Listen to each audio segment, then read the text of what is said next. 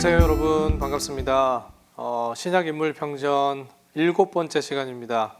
한 주간 동안 잘 지내셨나요? 날씨가 이제 제법 쌀쌀해졌습니다. 그죠?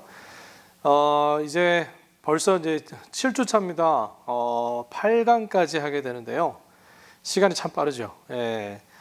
계속해서 우리 그 신약에 나오는 인물들을 여러분들과 함께 또 살펴보고 있는데요. 오늘 지난주에 제가 잠깐 말씀드렸습니다. 바나바에 대해서 여러분과 함께 나누면서 오늘은 제가 다룰 인물은 바울이라는 인물입니다. 여러분 너무너무 잘 아시고 신약에서 빼놓을 수 없는 사람이지요. 여러분 혹시 간증 집회에 참석해 보신 적이 있으신가요? 간증 집회에서 간증자들이 이런 말을 많이 합니다. 내가 변한 것은 사도 바울 이후의 최대 회심이다. 뭐 이런 말 들어보셨나요? 사실 어떻게 보면 이 사도 바울은 회심, 회개의 아이콘입니다. 그죠? 그래서 이 사도 바울을 빼고서는 회심에 대해서 말하기가 참 쉽지 않아요. 여러분 오늘 이 바울에 대해서 우리가 함께 좀 나눌 텐데 이 예수님과 초대교회의 최대 적이었습니다. 가장 두려운 존재였고요. 기독교를 사실 그 초대교회와 기독교를 박멸하기 위해서 동분서주하며 참 열정적으로 뛰어다녔던 이 바울이 예수님을 만나고 난 다음에 기독교의 최대 적이었던 그가 사실은 이제 기독교에 없어서는 안 되는 가장 중요한 인물로 바뀌어지는 그런 삶을 살게 된 거죠. 그래서 누구보다도 주님의 충성된 종이었고 초대교회를 유럽 전역에 개척하고 기독교를 뻗어나가게 하는데 가장 중요한 역할을 했던 사람입니다. 사실 바울은 또 여러분 어떻게 잘 알고 계세요? 신약의 27권 중에서 16권의 책을 썼습니다. 상당히 많은 수를 썼죠. 거의 반 이상을 썼는데 신학자였습니다. 그래서 이 바울은 그때 사실은 교회의 모든 교리, 기독교의 모든 교리를 정리한 사람이에요. 바울 이전에도 이후에도 바울처럼 이렇게 기독교 교리를 잘 정리한 사람은 없었다 할 수 있습니다. 상당히 방대한 내용, 그리고 이 바울이 주장했던 또 정리했던 많은 내용들, 바울에 대해서 여러분 사실 다루려 그러면요 몇 년이 걸려도 아마 다루기가 쉽지 않으리라 생각이 듭니다. 제가 그 신학교 다닐 시절에 바울에 관한 그 수업을 들었는데요, 바울에 관한 커리큘럼이 1년 이상 됐던 걸로 생각이 납니다. 이만큼 바울에 대한 신학, 또 바울의 사상, 바울의 삶 다 살펴보려면 시간이 상당히 많이 오래 걸립니다. 그런데 오늘은 좀 짧게 저희가 주어진 시간이 1시간이 안 되기 때문에 바울은 좀 어떤 사람인가 좀 간략하게 좀 살펴보기 원하고, 또 한 가지 살펴보기를 원하는 것은 바울에게 가장 중요한 은혜의 복음, 은혜로서의 복음이 우리에게 미치는 영향이 무엇인가, 그리고 또 한 가지는 바울의 회심, 바울의 회개가 다른 사람들에게 어떻게 모델이 되고 모범이 되고 있는가, 이 부분을 여러분들과 함께 좀 오늘 나누고자 합니다. 자, 여러분 바울은 여러분 그 사명자입니다. 사명자. 그렇죠? 사명을 위해서 모든 것을 다 내어놓고 달려가고 자기의 삶을 아깝게 여기지 않고 달려간 사명자입니다. 그래서 그 사명자로서의 삶을 어떻게 살았는가를 오늘 우리가 좀 또 살펴보도록 하겠습니다. 먼저 우리 바울의 프로필, 이름의 뜻이 있어요. 원래 본명이 있죠. 본명은 사울입니다. 구약에 나오는 사울 왕의 이름을 딴 것 같아요. 그 베냐민 지파, 같은 베냐민 지파예요. 사울의 이름은 희망이라는 뜻입니다. 희망. 그리고 계명을 하게 되죠. 예수님을 만난 다음에 바울이라는 이름으로 계명을 하게 되는데 작은 자라는 뜻입니다. 작은 자. 그 이름 뜻을 가지고 있고요. 출신 배경을 한번 볼까요?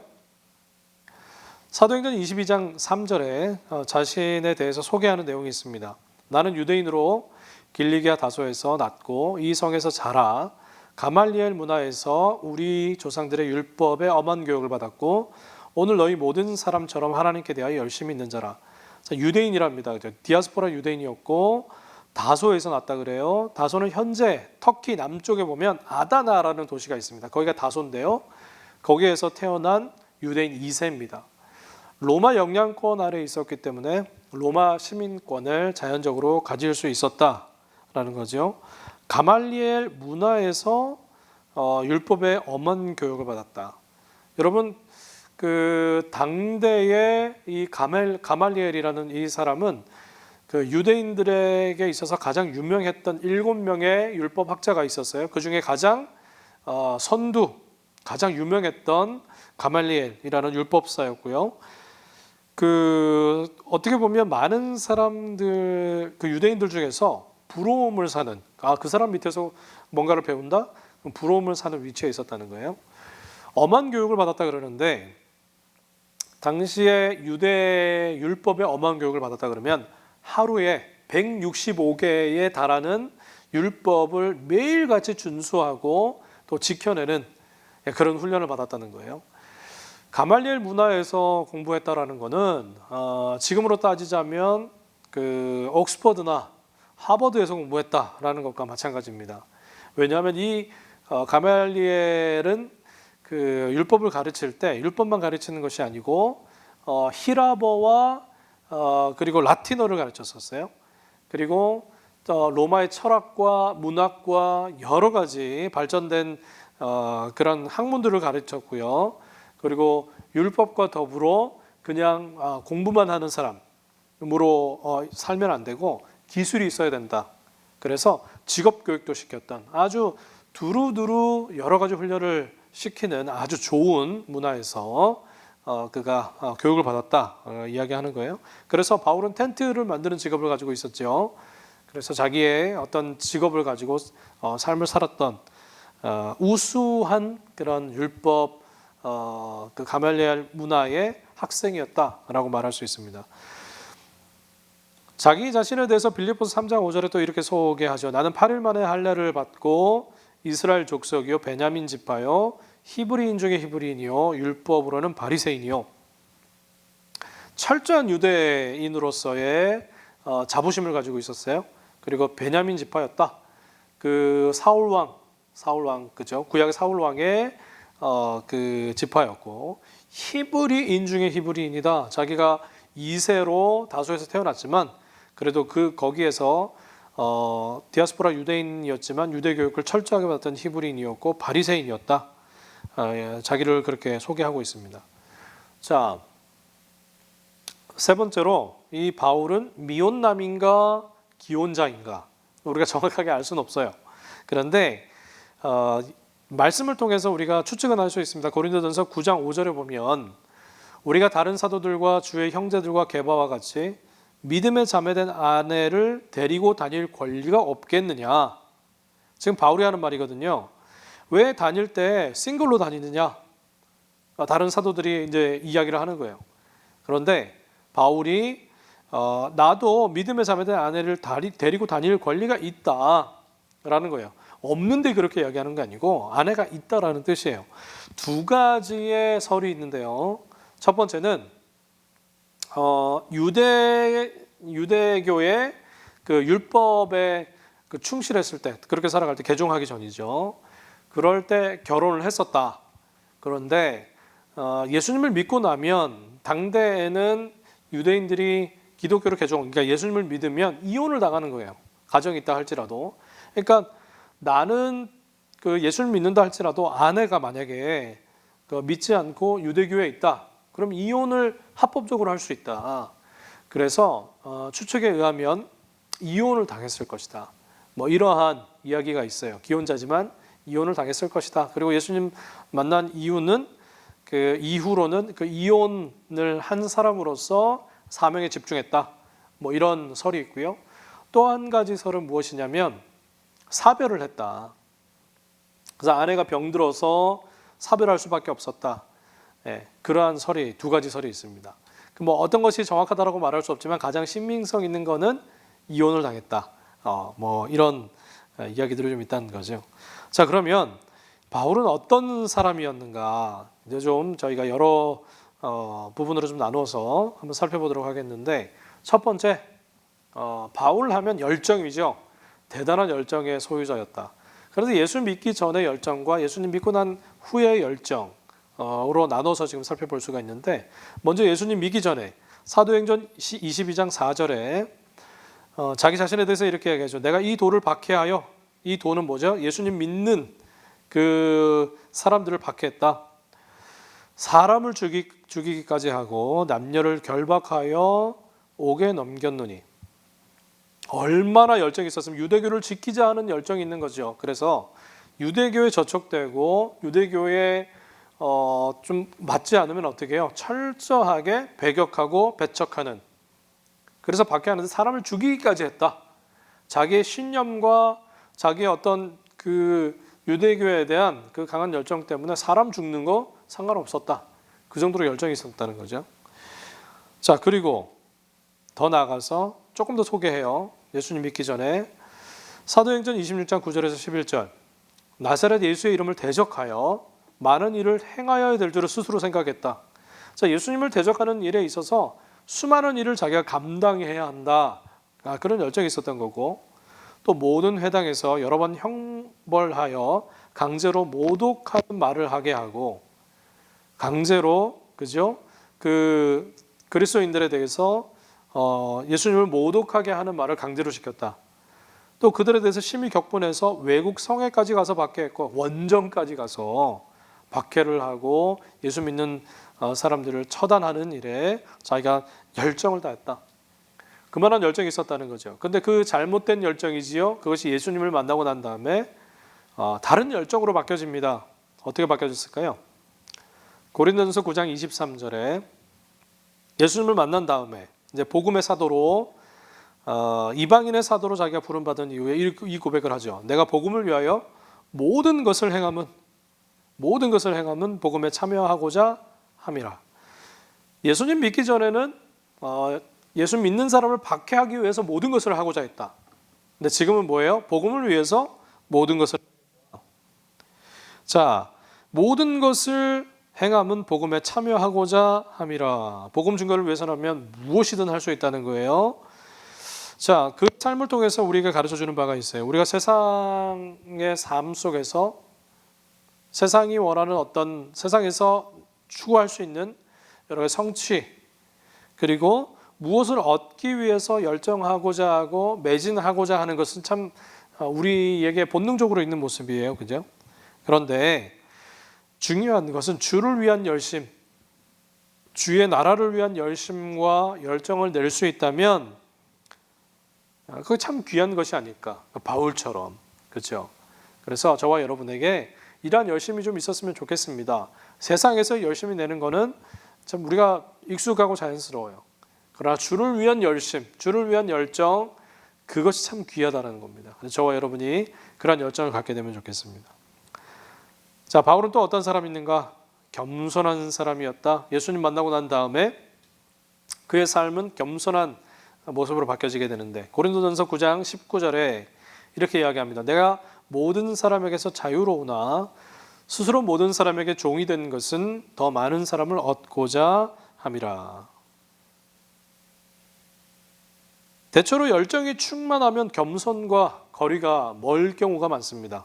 열정이 있고 저 사람 뭔가 정말 진취적이다 그러면 좀 겸손한가 거리가 멀어요. 막 진두지휘하고 막 사람들을 막 리드하고 드라이브하다 보면 겸손과 거리가 좀 멀 때가 있단 말이죠. 그런데 바울은 어떻게 해요? 자기 자신이 이 복음을 위해서 모든 사람에게 종이 될 수 있다. 자기가 가지고 있는 모든 것을 내려놓을 수 있고, 자기가 가지고 있는 모든 특권과 재정과 시간과 모든 것을 다 내려놓을 수 있는 이유가 있다면 그것은 모든 사람에게 종이 될 수 있다. 왜? 더 많은 사람을 예수께로 인도하기 위해서. 종이 된다라는 것 겸손한 겁니다. 그죠? 여러분, 이 겸손한 바울의 모습이 실제로 많은 사람들을 예수께로 인도하는데 참 사용되는 그런 삶을 살았다는 거예요. 여러분, 누구도 겸손한 사람을 싫어할 사람은 없습니다. 여러분, 겸손하다는 것은 우리가 굽신굽신한 거가 겸손한 것이다 라고 생각할 수 있는데 그렇지 않아요. 겸손하다라는 것은 여러분, 내가 상대방을 세워주기 위해서 내 자신을 내세우지 않는 거죠. 상대방을 세워주고 상대방을 배려하고 상대방의 필요가 무엇인지를 먼저 알고 그 필요를 채워줄 수 있는 것이 진짜 겸손이라는 거죠. 바울은 바로 그것을 예수님 믿는 그 사람들로 얻기 위해서 자기가 그렇게 살았다는 거죠. 저와 여러분도 이런 겸손함이 있었으면 좋겠어요. 겸손한 사람을 싫어할 사람은 없습니다. 세상에서도. 근데 여러분, 겸손한 사람이 인정받아요. 우리가 능력 많고 뭔가 진취적이고 이런 사람들이 인정받을 것 같은데 겸손한 사람을 가까이 하고 싶고 좋아합니다. 그래서 저와 여러분도 정말 이러한 삶을 살았으면 좋겠어요. 예수님이 말하는 겸손을 품고 사는, 또 그것으로 인해서 영향력 있는 삶을 사는 바울과 같은 삶을 저희가 살았으면 좋겠습니다. 자, 세 번째, 바울은 어떤 사람이었는가?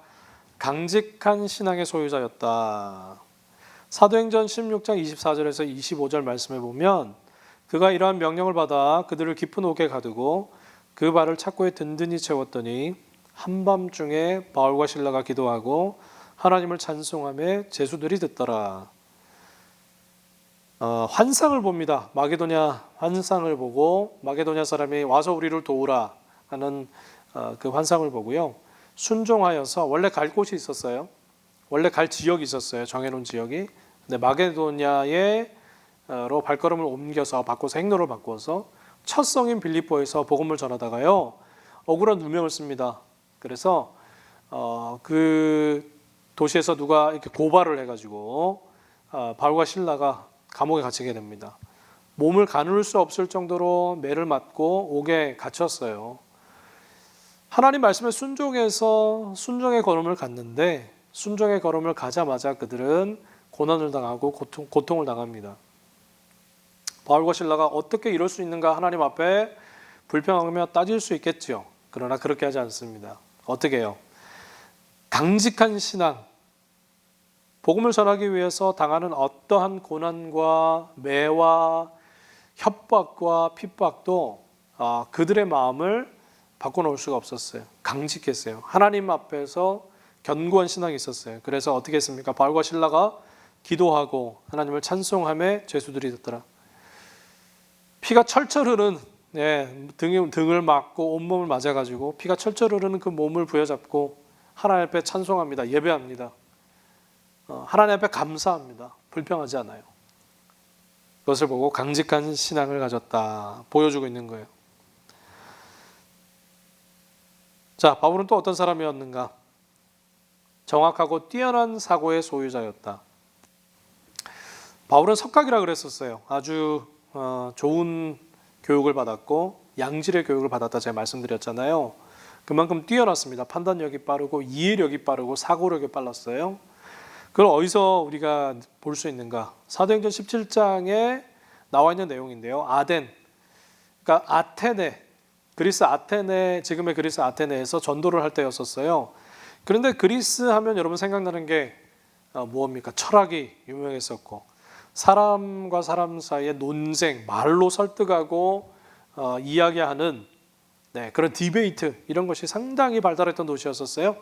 얼마나 똑똑하겠어요. 철학자들이 많고 사상가들이 많았던 그 그리스 아테네에서 복음을 전한다.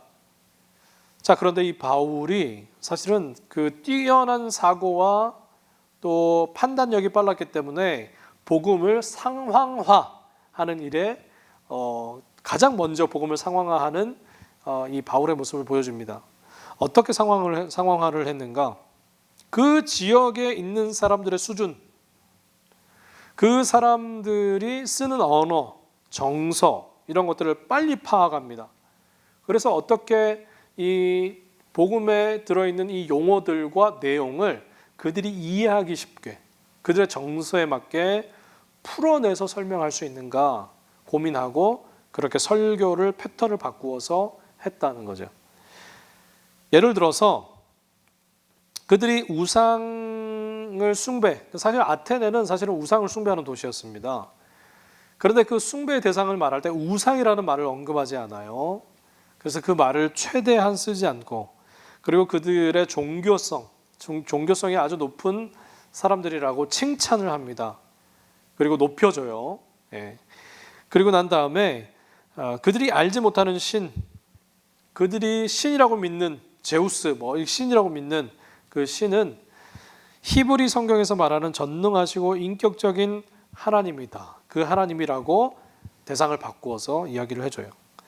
그리고 또 헬라의 어떤 영혼이 불멸한다.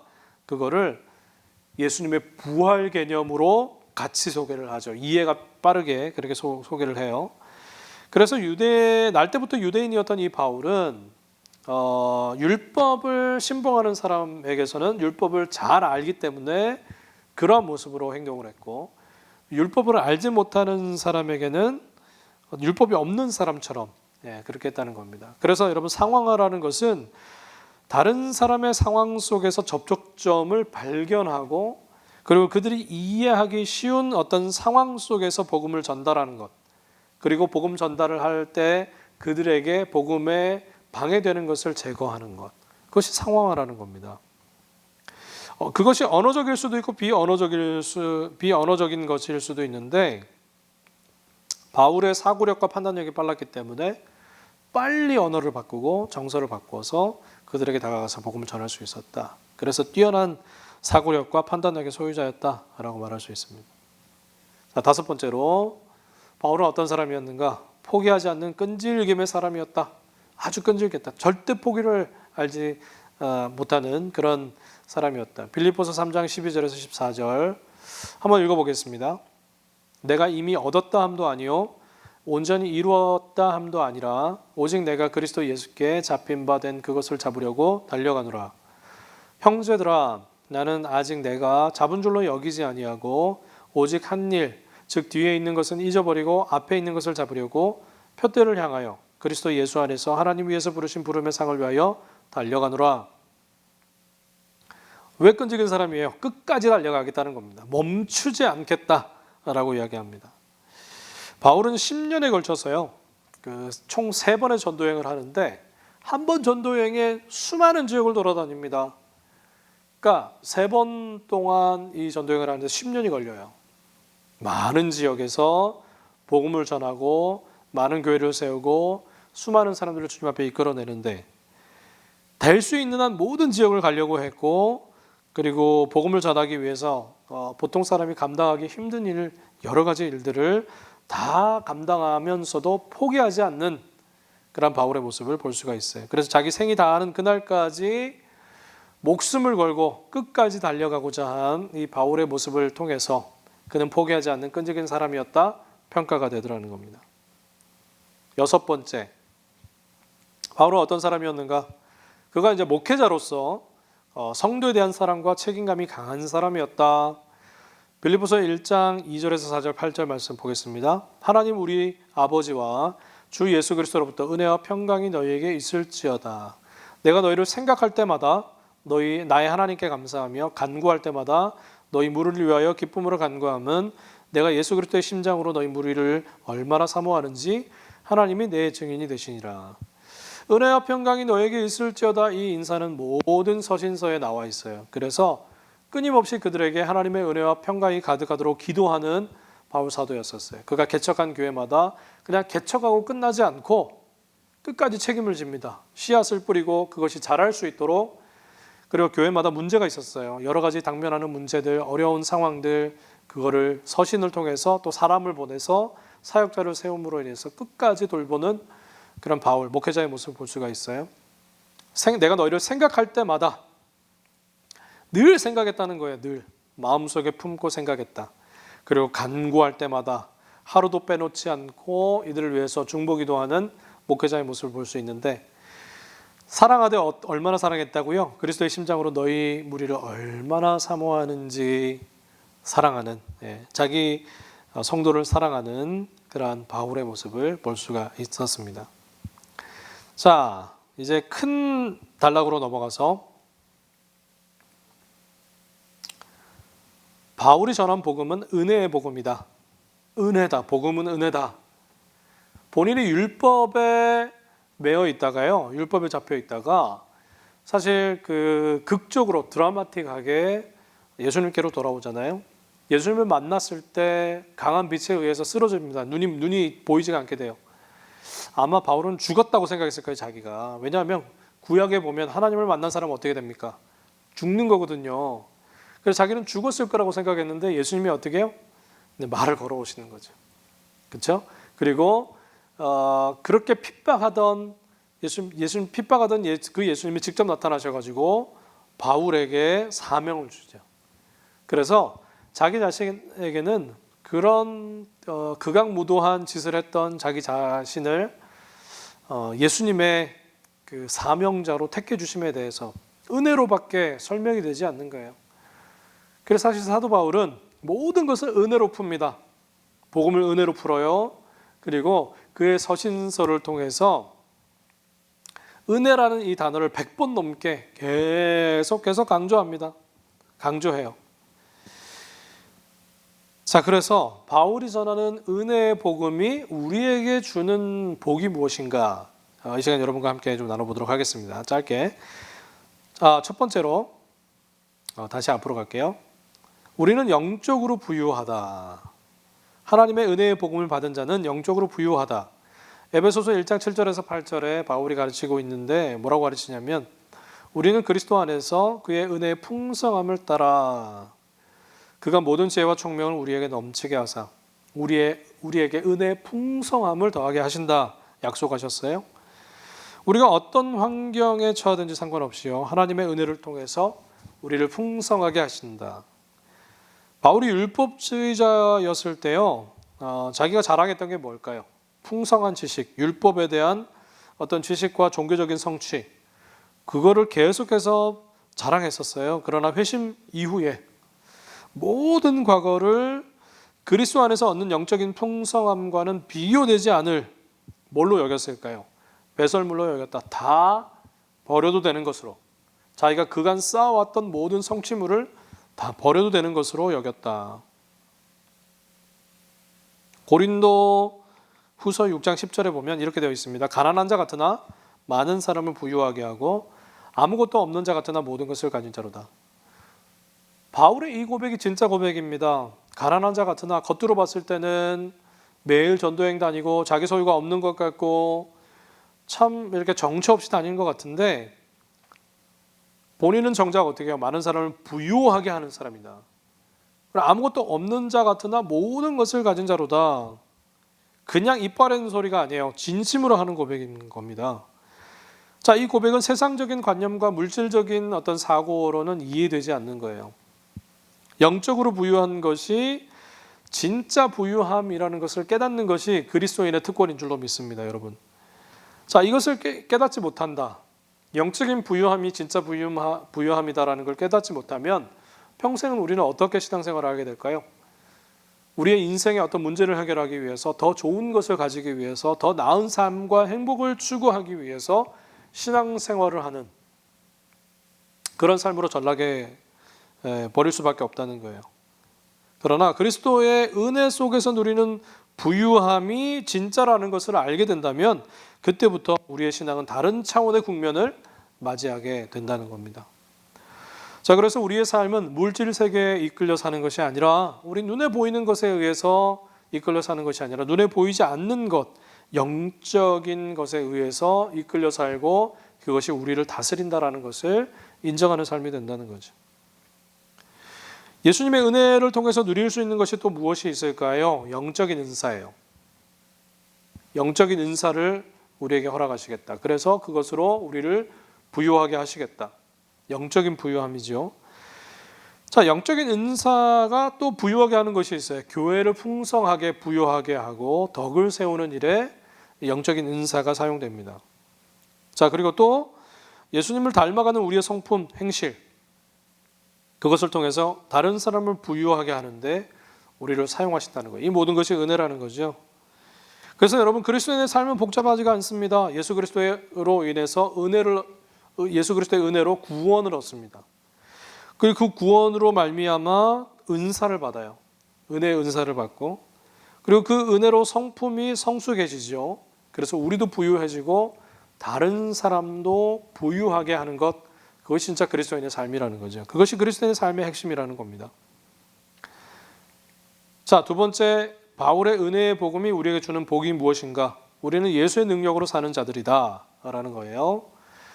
고린도전서 15장 10절에 내가 모든 사도보다 더 많이 수고하였으나 내가 한 것이 아니요 오직 나와 함께 하신 하나님의 은혜로다. 이 고백처럼 바울은 다른 사도들보다 더 많이 수고했다. 실질적으로 다른 사도들이 하는 거와 비교되지 않을 만큼 힘에 진하게 자기의 삶의 모든 목표, 오직 전도하는 것에만 모든 목표를 걸고, 그리고 수많은 교회를 개척하고 수많은 사람들에게 복음을 전하는 그러한 더 많은 수고를 했으나 그 수고는 자기의 능력으로 한 것이 아니다. 누구의 능력, 누구의 은혜, 예수 그리스도의 능력과 예수 그리스도의 은혜로 가능했다. 그 고백을 하고 있는 거죠. 자, 여러분, 교회의 역사, 그리고 성경에 등장하는 역사를 통해서 보면 하나님의 가장 위대한 일을 누가 감당했을까요? 연약하지만 주의 은혜 안에서 강했던 사람, 주의 은혜 안에서 능력을 받았던 사람들에 의해서 하나님의 역사는 이끌어져 왔다라는 거예요. 하나님이 주시는 꿈은요, 내 능력으로 이루어질 수 없습니다. 하나님이 주시는 꿈은요, 하나님의 능력으로, 하나님의 지혜로, 하나님의 은혜로 이룰 수 있게 된다는 것이죠.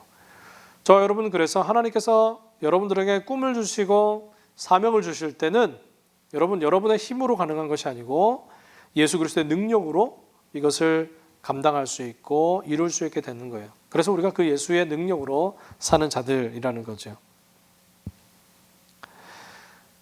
자, 빌립보서 4장 13절, 내게 능력 주신 자 안에서 내가 모든 것을 할 수 있다. 하나님이 우리를 부르실 때는 그에 맞는 능력을 채워주신다는 거예요. 내 힘으로 모든 것을 할 수 있는 게 아닙니다. 내게 능력 주시는 자 안에서 할 수 있다는 거예요.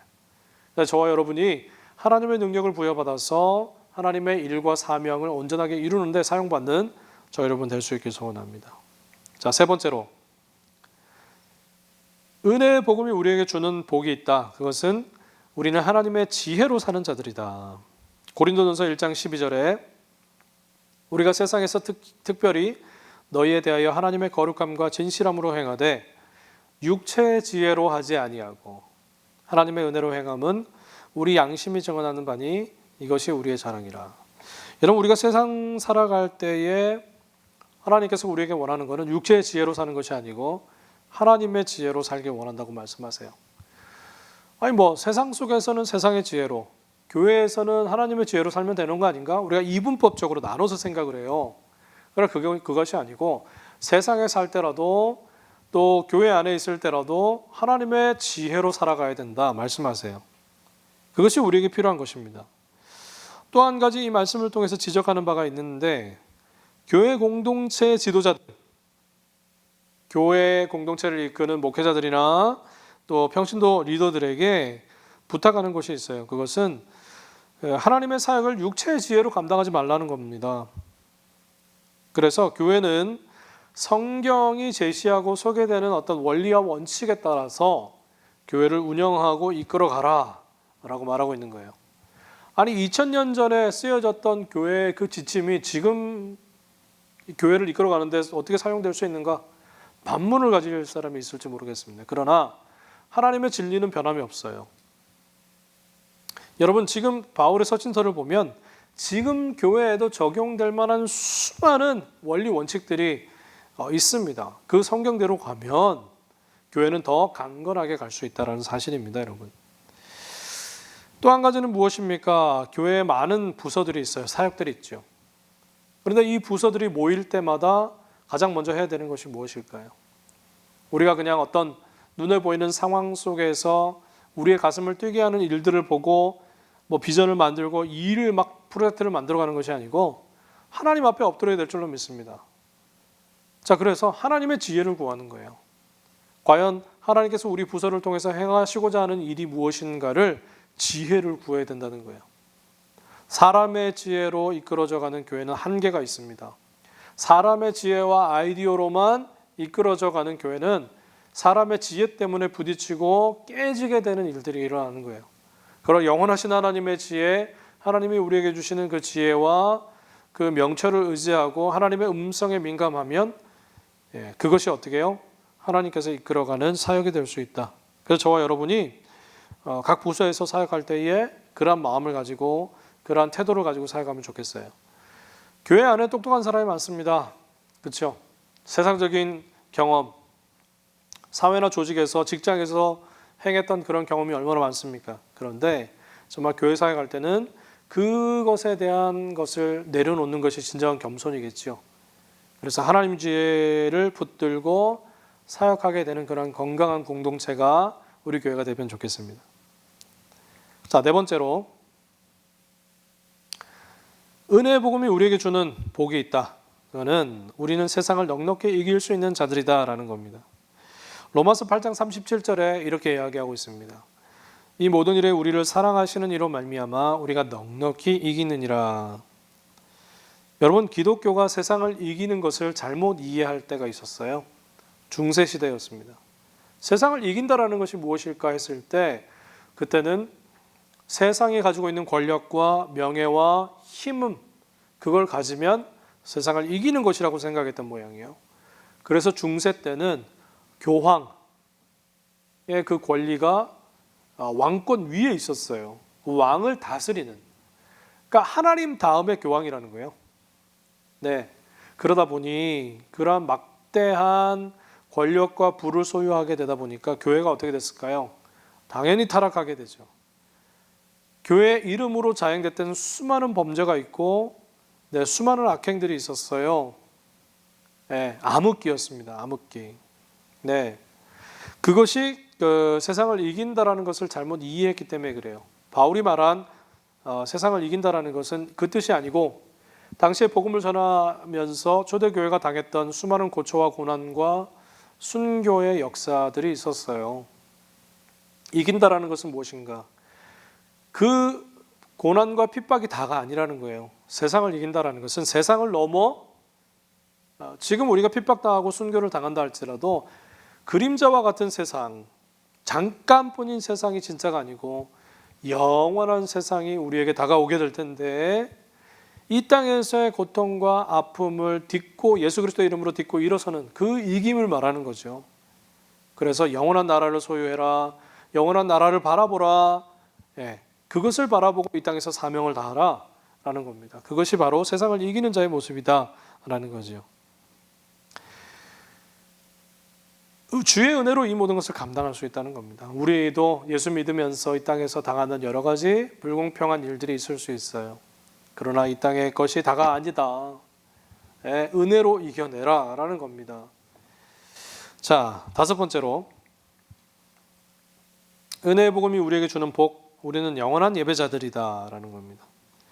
골로새서 3장 16절에 보니까 그리스도의 말씀이 너희 속에 풍성히 거하여 모든 지혜로 피차 가르치며 권면하며 시와 찬송과 신령한 노래를 부르며 감사하는 마음으로 하나님을 찬양하고. 자, 여러분, 그 하나님의 은혜가 없으면요 우리는 감히 하나님을 예배할 수 없죠. 당연한 겁니다. 어떻게 은혜 없이 예배할 수 있을까요? 하나님의 은혜가 있어야 은혜의 보좌 앞에 담대히 나갈 수 있다는 겁니다. 근데 바울이 강조하는 것이 있어요. 시와 찬송과 신령한 노래를 불러라. 감사하는 마음으로 하나님을 찬양해라. 예배를 의미합니다. 어떤 것보다도 이 은혜의 복음이 우리를 예배자로 만들어주는 것, 하나님을 예배하는 자로, 그것에서부터 모든 것이 시작된다는 거예요. 사역이 먼저가 아니고 비전이 먼저가 아니고 예배가 먼저라는 거예요. 하나님을 만나는 그 만남과 예배 속에서 하나님은 말씀하시고 비전을 주시고 꿈을 꾸게 하세요. 가로 우리 교회에도 많은 사역들이 있고 많은 일들이 분주하게 돌아갈 때가 있어요. 그런데 예배가 뒤로 가고 사역이 먼저 된다. 그건 망하는 길입니다. 그런데 하나님의 은혜와 하나님의 그 임재와 통치를 갈구하는 예배가 앞서잖아요. 그러면 사역은 저절로 따라오게 됩니다. 하나님은 그걸 원하세요. 그래서 예배를 가장 우선시해라. 예배 없이 어떠한 사역도 어떠한 일도 감당해서는 안 된다 말씀하고 있는 겁니다. 바울도 그걸 가장 중요하게 여겼었어요. 그래서 그 은혜의 복음을 붙든 사람은 예배를 놓치지 않는다. 가장 우선시하라 라는 겁니다. 우리 개인적인 삶도 마찬가지일 겁니다. 예배가 우선이라는 거예요. 우리 가정도 마찬가지지요. 우리가 있는 모든 곳에서 하나님을 경외하고 하나님을 높이는 것이 가장 우선시 되게 되면 그 이후에 많은 일들은 하나님께서 우리에게 주시고 허락하신다라는 거죠. 그것이 은혜의 복음이 우리에게 주는 복이라는 거죠. 자, 이제 마지막 파트인데요. 바울은 회심의 아이콘이라고 제가 말씀드렸어요. 회개의 모범이 된다. 자, 무슨 말인가? 첫 번째 한번 보면요. 주님은 바울의 회개에서 다른 사람을 바라보신다. 디모데전서 1장 16절에 이렇게 바울이 이야기하죠. 내가 긍휼을 입은 까닭은 예수 그리스도께서 내게 먼저 일체 오래 참으심을 보이사 후에 주를 믿어 영생을 얻는 자들에게 본이 되게 하려 하심이라. 바울의 회심 자체가 수많은 사람에게 영향력을 주었다는 겁니다. 무슨 말인가? 바리새인이었고 유대인으로서 율법에 능통한 자라 그랬어요. 그래서 그와 그 전에 예수님 믿기 회심하기 전에 마음을 함께했던 사람, 생각을 공유했던 사람, 그가 속해 있었던 공동체에 있었던 사람들이 분명히 있었을 거예요. 그리고 그 사람들이 바울이 회심한 다음에 율법을 뒤로하고 예수 그리스도께 어떻게 해요? 붙들림 바 되어서 다른 사람이 되니까 함께 마음을 했던 사람, 그 전에 바울을 알았던 모든 사람이 의문을 갖기 시작하죠. 도대체 무엇이 바울을 이렇게 만들었는가? 도대체 무엇이 그렇게 예수를 적대시하던 그가 지금은 예수를 전하는 일에 선봉장이 되어 있는가? 무엇이 그를 이렇게 만들었는가? 그 안에 그의 삶 안에 도대체 무엇이 있는가? 이런 의문을 내게 만들었다는 거죠. 그래서 바울은 실제로 그 사람들에게 자신의 삶으로 증명했을 뿐만 아니라 될 수 있는 한 많은 사람들에게 입술로 증거해서 예수 그리스도로 돌아오게 만드는 그러한 바울의 모습이 있었어요. 그래서 실제로 바울을 통해서 로마의 많은 귀족들, 정치인들, 이렇게 좀 권세 있는 자들이 바울의 그 뛰어난 언변과 또 그 속에 있는 충만한 예수 그리스도의 모습에 의해서 실제로 회심하게 되는, 그러니까 바울 한 사람의 그 회심이 그와 같은 부류에 있는 사람들을 회심하게 만드는 모델로 사용하셨다는 거예요. 우리가 잘 아는 한국의 회심의 아이콘이 누가 있을까요? 저는 두 사람을 꼽을 수가 있다고 생각하는데, 이어령 씨요. 그 문화부 장관이었고 또 국어 학자였고 그다음에 교수였던 지성인이지요. 그래서 책을 썼죠. 지성에서 영성으로. 예수님을 알지 못하는 지성을 가지고 있었지만 지금은 영성으로 사는 사람이다. 그리고 또 한 분 있죠. 이정훈 교수. 법학자였고요. 지금 법학 교수지요. 그리고 불교에 심취해 있었던 사람이죠. 근데 지금은 어떻게 해요?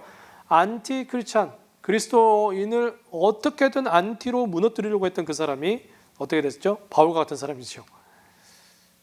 복음을 증거하는 사람으로 바뀌어졌어요. 실제로 그 주변에 있던 사람들이 이 두 사람을 통해서 주님 앞으로 돌아오게 되는 바울과 같은 그런 모범을 보이는 사람. 그래서 한 사람의 회개가 얼마나 중요한지 모릅니다. 한 사람의 회개가 다른 사람을 회개로 이끌어낼 수 있다. 저와 여러분의 삶도 그런 삶이 됐으면 좋겠어요. 우리의 삶이 다른 사람에게 예수님을 인도해내는 삶. 여러분, 영향력 있는 위치에 있어야지만 이게 가능한 것이 아닙니다. 우리가 예수님을 만나고 난 다음에 우리의 삶이 바뀌고 태도가 바뀌고 삶의 모습이 바뀌어요. 삶에 임하는 자세가 틀려요. 우리의 말과 언행이 달라져요. 사람을 배려하는 모습이 틀려졌어요. 그러면 사람들로 하여금 어떤 마음을 갖게 될까요? 무엇이 저 사람을 저렇게 만들었는가? 나도 저 사람처럼 저런 삶을 살아보고 싶다. 의문을 갖게 하지 않을까요? 저 여러분의 삶이 그런 삶이 되면 좋겠습니다. 안 믿는 사람으로 하여금 궁금증을 자아내게 만드는 그런 삶이 됐으면 좋겠고, 또 가능한 한 우리의 삶을 통해서, 우리의 언행을 통해서, 우리의 입술의 선포를 통해서 주님 앞에 많은 사람들이 돌아오게 되는 그런 역사가 있었으면 좋겠어요. 자, 두 번째, 바울의 회심은 최악의 삶을 살고 있는 자에게 소망을 준다. 디모데전서 1장 15절, 밑보다 모든 사람이 받을 만한 이 말이여 그리스도 예수께서 죄인을 구원하시려고 세상에 임하셨다 하였도다. 죄인 중에 내가 괴순이라. 죄인 중에 괴물과 같은 자기 자신을 바꾸어 주신 주님이 어떠한 사람을 못 바꾸실까? 구원받지 못할 사람이 없습니다. 극악무도한 삶을 살고 최악의 삶을 살고 있는 사람도 예수님이 터치하시고 예수님 만나시면 어떻게 돼요? 바뀔 수밖에 없어요. 바울의 삶은 바로 그것을 보여줍니다. 내가 지금 최악의 삶을 살고 있는가? 내가 내 스스로 용서할 수 없는 삶을 살고 있는가? 그 사람에게 소망이 되는 것. 바울이 그런 삶을 직접 살았기 때문에 이 말씀을 하고 있는 겁니다. 여러분, 1등 죄인이었던 바울은 1등 성도가 됩니다. 우리도 죄인의 삶을 살고 있었고 죄의 자녀로 어둠의 자녀로 살고 있었던 우리들을 하나님의 자녀로 빛의 자녀로 바꿔주신 하나님이시라면 여러분 주변에 있는 사람들 최악의 삶을 살고 있고 어려운 삶을 살고 있고 자기 자신을 용납하지 못하는 그러한 삶을 살고 있는 사람도 주님이 소망을 주시고 새로운 삶으로 바뀌어 줄 수 있다는 사실입니다. 그 통로로 저와 여러분이 사용받았으면 좋겠습니다. 자, 오늘 강의를 좀 마무리하고자 하는데요. 바울의 삶을 아주 일부분만 다뤘습니다. 원래는 몇 년짜리입니다. 그런데 일부분만 다뤘어요. 바울의 삶은 기독교 역사를 통틀어서도 지금까지도 이만큼 영향력 있는 삶을 살았던 사람이 없다고 할 만큼 그런 삶을 살았어요. 기독교 교리 전체를 정리했고 열정적으로 진리를 수호했었어요. 복음을 위해서라면 희생을 마다하지 않았습니다. 그러면서도 목회자였었어요. 사람을 품고 사랑하고 끝까지 기다려주는 그런 삶이었었어요. 무엇보다도 예수님을 위해서 사명을 위해서 자기의 인생과 시간과 에너지를 아깝게 여기지 않고 드렸다. 우리가 바울처럼 살 수 있을까? 나는 바울처럼 살지 못해 라고 말씀하실 거예요. 저도 준비하면서 그런 마음이 들었었어요. 그런데 중요한 것은 바울의 삶의 태도, 주님께 대해서 어떠한 정신과 마음과 태도로 살아갔는가, 이것은 우리가 배워야 될 거라고 생각합니다. 사명을 위해서 사는 자입니다. 저와 여러분은요, 하나님께서 구원해 주신 구원을 맛본 사람들이에요. 구원을 맛본 사람들만이 사명의 길을 갈 수 있습니다. 저와 여러분이 사명을 완수하는 삶을 살면 좋겠어요. 나는 그냥 내 자신의 행복을 위해서 살 것이다. 내 자신의 행복을 위해서 신앙생활을 할 것이다. 여러분, 그거는 낮은 수준의 신앙생활입니다. 주님이 원하시는 것은 사명을 받았다면, 너희가 회심했다면 다른 사람을 회심하는 일에 그 사명의 마음과 정성과 뜻을 다해라 말씀하시는 거죠. 저와 여러분이 바울처럼 살게 되는 그런 축복된 삶이 될 수 있기를 소원합니다. 자, 여러분 7강을 마쳤습니다. 이제 한 강 남았어요.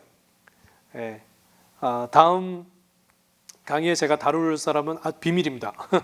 누가 될지는 제가 다음 주에 가서 제가 말씀드리겠습니다. 자, 한 주간 동안 평안하시고 또 여러분 삶 속에서 정말 하나님의 능력, 지혜, 하나님이 주시는 그 성령의 충만함으로 살아가신 저와 여러분 됐으면 좋겠고, 바울처럼 사명을 바라보고 사는 한 주간 되십시오.